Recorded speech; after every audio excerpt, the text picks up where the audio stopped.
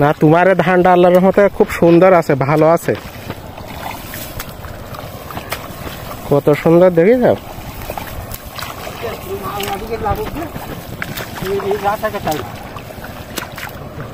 মাছরা ঠিক হয়ে যাবে না, এই দেখো এই মাছরা এখানে সার ওষুধ দেওয়া হচ্ছে না, ঠিক হয়ে যাবে। আমি যাই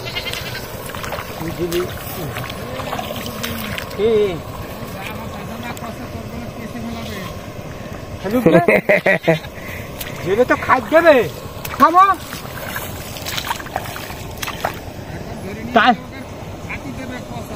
তাই বলছি।